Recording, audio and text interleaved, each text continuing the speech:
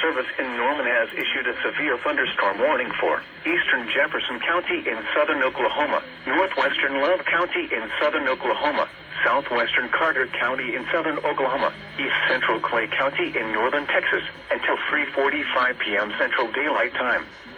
At 2:53 p.m. Central Daylight Time, a severe thunderstorm was located 7 miles northwest of Bellevue, moving northeast at 60 miles an hour.